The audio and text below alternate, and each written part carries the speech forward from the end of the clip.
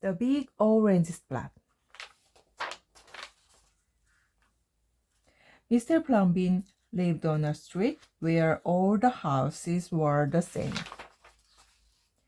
He liked it that way, so did everybody else on Mr. Plumbin's streets.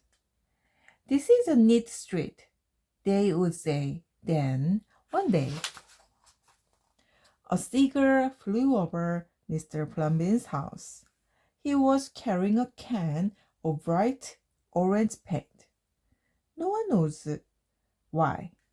And he dropped the can, no one knows why, right over Mr. Plumbin's house.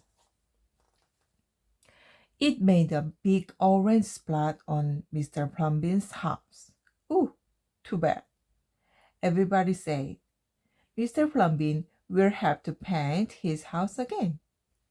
"I suppose I will," said Mr. Plumbin. But he didn't paint his house right away. He looked at the big orange spot for a long time. Then he went about his business. The neighbors got tired of seeing that big orange spot.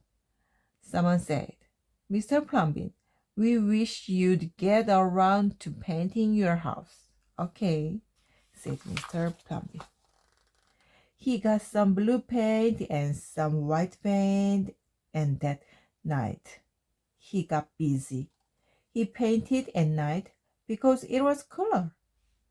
When the paint was gone, the roof was blue, the walls were white, and the big orange spot was still there. Then he got some more paint. He got red paint, yellow paint, green paint, and purple paint. In the morning, the other people on the street came out of their houses. Their houses were all the same, but Mr. Plumbin's house was like a rainbow. It was like a jungle. It was like an explosion. There was a big orange spot, and there were little orange spots. There were stripes, there were pictures of elephants and lions and pretty girls and steam showers.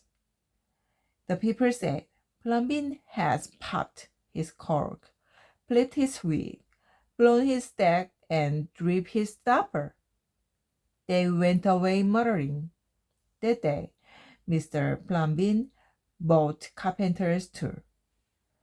That night, he built a tower on top of his roof, and he painted a clock on the tower. The next day, the people said, "Plumbin has gushed his mush, lost his marble, and slipped his hawser." They decided they would pretend not to notice. That very night, Mr. Plumbin got a truck full of green things. He planted palm trees, baobabs, thorn bushes, onions, and frangipani. In the morning, he bought a hammock and an alligator. When the other people came out of their houses, they saw Mr. Plumbin swinging in the hammock between two palm trees.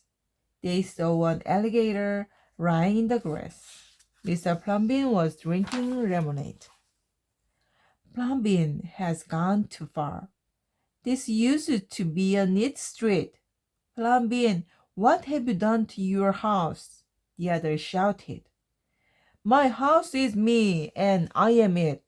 My house is where I like to be, and it looks like all my dreams," Mr. Plumbin said.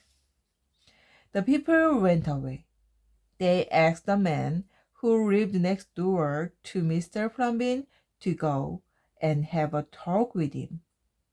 "Tell him that we all like it here before he changes his house.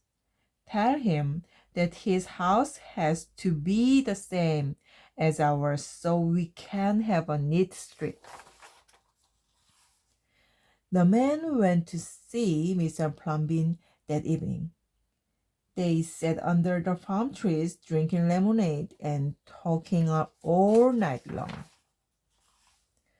Early the next morning, the men went out to get lumber and loaf and nails and paint. When the people came out of their houses, they saw a red and yellow ship next door to the house of Mr. Plumbin. "What have you done to your house?" they shouted at the man. "My house is me and I am it. My house is where I like to be and it looks like all my dreams," said the man, who had always loved ships. "He's just like Plumbin," the people said. "He's got bees in his bonnet, bats in the belfry, and not in the noodle." Then, one by one, they went to see Mr. Plumbin late at night. They would sit under the palm trees and drink lemonade and talk about their dreams. And whenever anybody visited Mr. Plumbin's house, the very next day, that person would set about changing his own house to fit his dreams.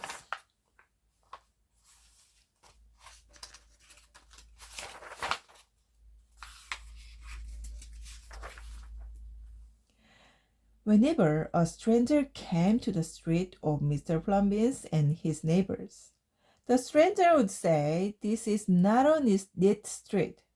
Then all the people would say, "Our street is us and we are it. Our street is where we like to be and it looks like all our dreams."